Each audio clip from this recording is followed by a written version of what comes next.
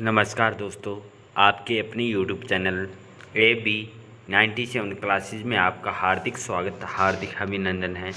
आज हम NCERT 7th class जो साइंस है उसका अध्याय नंबर 1 है वो हम अध्ययन कर रहे थे। इससे पहले हम 2 क्लास हम अध्ययन कर चुके हैं जो चैप्टर 1 है इसके। आज जो हमारे पार्ट नंबर 3 है इसमें हम अध्ययन करेंगे पादपों में पोषण की अन्य विधियाँ।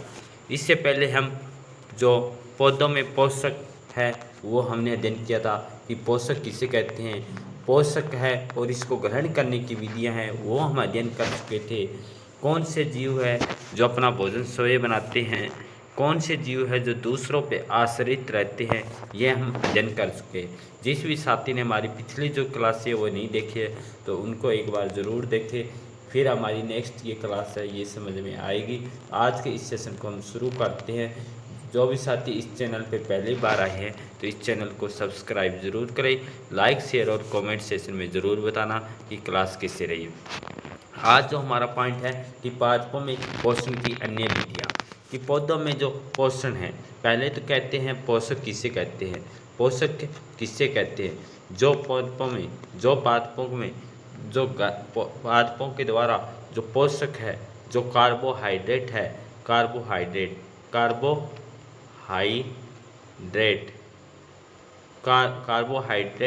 प्रोटीन, वसा, विटामिन होते हैं, इन्हें क्या कहते हैं, हम पोषक कहते हैं। इनको ग्रहण करने की विधि को क्या कहते हैं, पोषण कहते हैं। और पोषण करने की जो अन्य विधियाँ है वो कौन सी है, ये आज इस क्लास में हम अध्ययन करेंगे। तो कुछ पादप क्या है, पौधे ऐसे भी है जिनमें क्लोरोफिल नहीं पाया जाता। कि क्या है, लगभग जो पादप होते हैं, जो पौधे होते हैं, उनमें क्या पाया जाता है, क्लोरोफिल पाया जाता है। क्या पाया जाता है जी, क्लोरोफिल है वो किन में पाया जाता है, पत्तियों में पाया जाता है। किन में पाया जाता है, पत्तियों में। पत्तियों को क्या कहा जाता है, पौधे की जो पादप है उनकी रसोई या खाद्य फैक्ट्रियाँ किन्हें कहते हैं, पत्तियों की कहते हैं। क्यों कहते हैं, पत्तियों में क्लोरोफिल होता है। ये क्लोरोफिल क्या काम करवाता है, प्रकाश संश्लेषण है। पौधों में क्या होता है, प्रकाश संश्लेषण है। पौधों में प्रकाश संश्लेषण की जो प्रक्रिया है वो किसके द्वारा पूरी की जाती है, किसके कारण होती है, क्लोरोफिल के कारण। किसके कारण होती है, क्लोरोफिल के कारण। और प्रकाश संश्लेषण में क्या क्या आवश्यक होते हैं, क्या आवश्यकता है, CO2 और H2O। और सूर्य के प्रकाश के द्वारा जो प्रकाश संश्लेषण पूरी होती है ये क्लोरोफिल की मौजूदगी के कारण होता है। क्लोरोफिल में क्या पाया जाता है कि हरा रंग का वर्णक पाया जाता है। ये हम पिछली क्लास में हम अध्ययन कर चुके थे। तो कुछ पौधे हैं ऐसे भी है जिनमें क्या नहीं होता, क्लोरोफिल नहीं पाया जाता। ये भोजन संश्लेषित नहीं कर सकते। क्या ये भोजन है प्राप्त नहीं कर सकते। वे कैसे जीवित रहते हैं, तो ये पोषक किस प्रकार प्राप्त करते हैं। मनुष्य अन्य प्राणियों की तरह ये पादप भी अपने पोषण के लिए अन्य पादपों के द्वारा निर्मित खाद्य पर निर्भर होते हैं। कि ये खुद है ना, ये पादप है जो अपना भोजन स्वयं है तो तैयार नहीं कर सकते, परंतु ये अन्य पादपों के द्वारा निर्मित होते हैं। ये अन्य पादपों के द्वारा जो भोजन बनाया जाता है, जो भोजन ग्रहण किया जाता है या भोजन तैयार किया जाता है, उन पर निर्भर रहते हैं। इसे क्या कहते हैं, विषम पोषी प्रणाली का उपयोग करते हैं। किसका उपयोग करते हैं, विषम पोषी प्रणाली का। हमने देखा था जो पौधे होते हैं, पौधे क्या होते हैं, स्वपोषी होते हैं। पादप क्या होते हैं, स्वपोषी होते हैं, जो अपना भोजन क्या करते हैं, स्वयं बनाते हैं। जो भोजन अपना स्वयं बनाते हैं उन्हें क्या कहते हैं, हम स्वपोषी कहते हैं। जो दूसरों पे आश्रित रहते हैं, अन्य जीवों पे आश्रित रहते हैं, उससे क्या कहते हैं, विषम पोषी कहते हैं।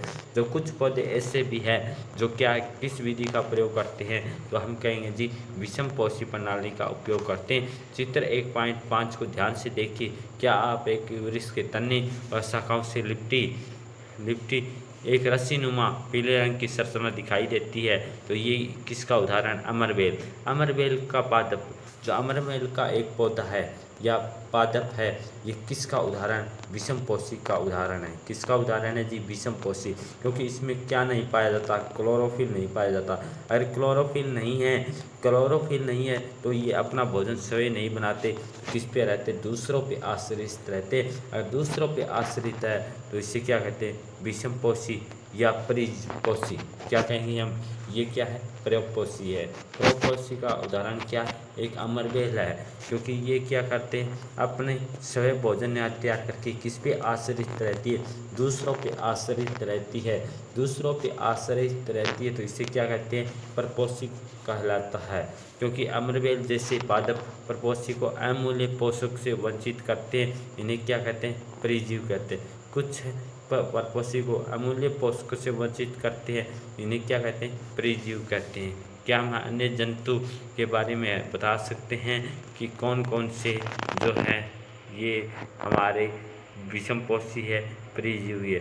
चित्र इसमें दर्शाया जा रहा है, जैसे किसका, जो अमरबेल है, अमरबेल एक पौधे को, एक वृक्ष को ऊपर लिपट कर कैसे दूसरे से अपना भोजन ग्रहण करती है, तो इसे क्या कहते हैं, हम परिजीवी या परपोषी कहते हैं।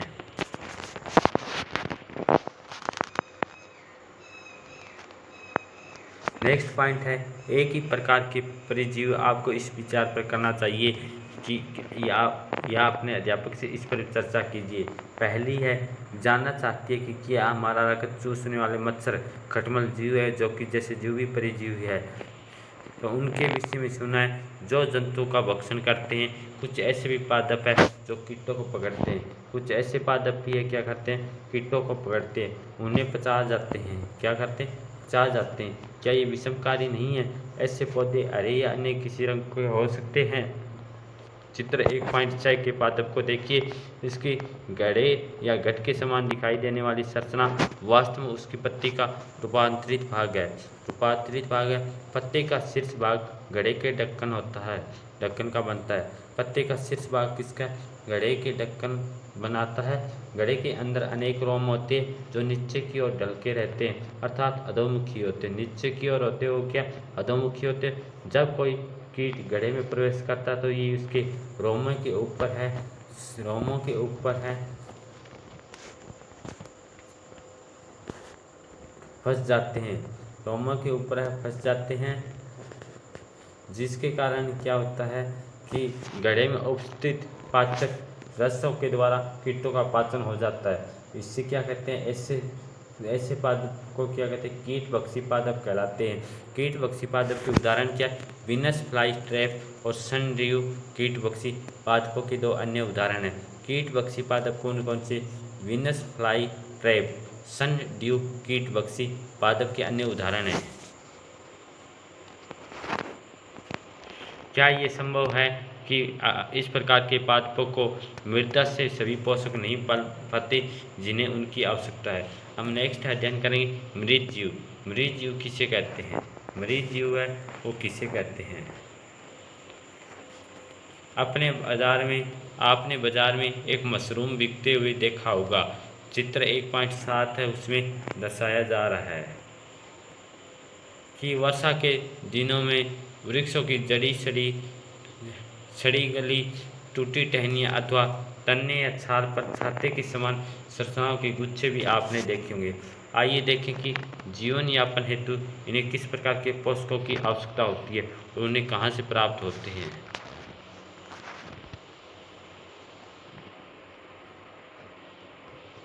पहली है, बुझो जानना चाहता है कि ये जीव अपना भोजन किस प्रकार प्राप्त करते हैं। प्राणियों के समान मुख नहीं होता, ये हरे पादप के समान भी नहीं होते। इनमें क्लोरोफिल भी अनुपस्थित होता है, इनमें क्लोरोफिल नहीं पाया जाता। ये प्रकाश संश्लेषण द्वारा अपना भोजन कैसे संश्लेषण नहीं कर सकते। ये किनके बारे में, मृत जीव। मृत जीव अपना भोजन स्वयं नहीं बनाते परंतु दूसरों पे आश्रित रहते हैं और गले सड़े पदार्थों के द्वारा अपना भोजन स्वयं तैयार करते हैं, स्वयं तो नहीं करते। इन्हें क्या कहते हैं, मृत जीव कहते हैं।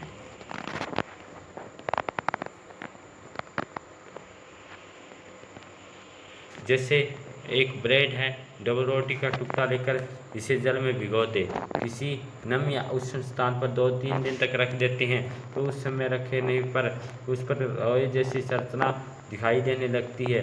ये धब्बे किस रंग के हैं, किसी आवर्धक लेंस या सूक्ष्मदर्शी की सहायता से हम देख सकते हैं।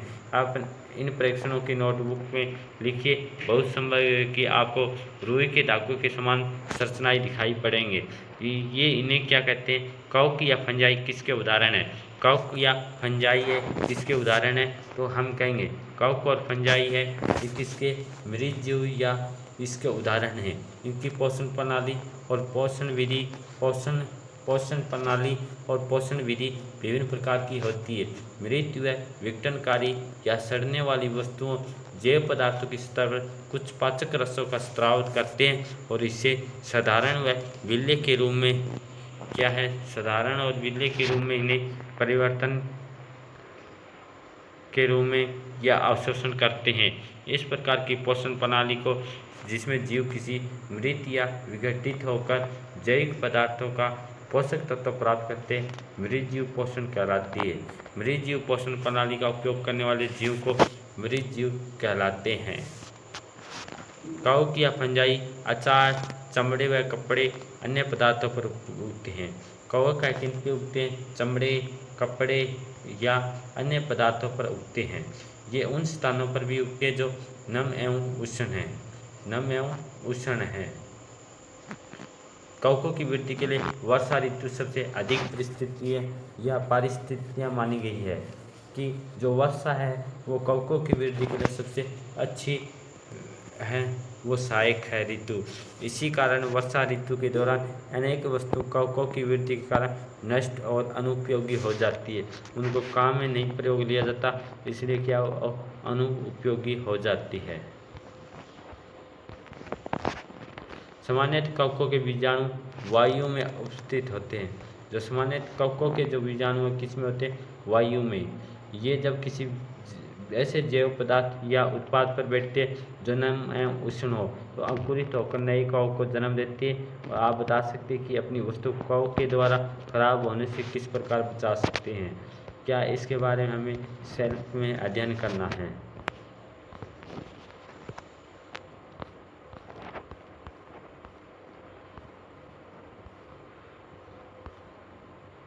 कुछ एक जीव एक दूसरे के साथ क्या है, कुछ जीव एक दूसरे के साथ है वो अपना आवास और पोषक तत्व एक दूसरे के साथ बांटते हैं। उसे क्या कहते हैं? सहजीवी संबंध कहलाते हैं। सहजीवी संबंध किसे कहते हैं? जो एक दूसरे के साथ रहते हैं, अपना आवास पोषक तत्व एक दूसरे के साथ बांटते हैं, उन्हें सहजीवी संबंध कहते हैं। कुछ कवक वृक्षों की जड़ों में होते हैं, कुछ कवक को पोषण प्रदान करते हैं, बदले में उन्हें जल पोषक को अवशोषण में सहायता मिलती है। वृक्ष के लिए इस संबंध का विशेष महत्व है कि क्या है, जो सह संबंधी है उसे क्या कहते हैं? जो एक दूसरे को क्या है, भोजन देते हैं, तो इन्हें एक दूसरे के द्वारा आदान प्रदान किया जाता है, उसे सहजीवी संबंध कहेंगे हम। लाइकेन कही जाने वाली कुछ जीव में दो भागीदारी होते हैं। इनमें एक शैवाल होता है, दूसरा कवक होता है। लाइकेन में क्या होता है? एक शैवाल होता है, दूसरा क्या होता है? कवक होता है। शैवाल में क्या होता है? क्लोरोफिल होता है। शैवाल में क्लोरोफिल होता है और ये अपना भोजन स्वयं बनाते हैं, जबकि कवकों में क्लोरोफिल नहीं होता। कवक शैवाल को रहने का स्थान, कवक क्या करते हैं? शैवाल को रहने का स्थान और आवास देते हैं और जल एवं पोषक तत्व उपलब्ध कराता है। बदले में शैवाल प्रकाश संश्लेषण के द्वारा खाद्य कवक को देता है। ये आज हमने इस क्लास में अध्ययन किया। और नेक्स्ट पॉइंट हमारा रहेगा कि मृदा में पोषकों की पुनः पूर्ति किस प्रकार होती है। जो भी साथी इस चैनल पर पहली बार आए हैं तो इस चैनल को सब्सक्राइब ज़रूर करें, लाइक शेयर कमेंट सेक्शन में ज़रूर बताएं ये क्लास कैसे रही। Thank you all.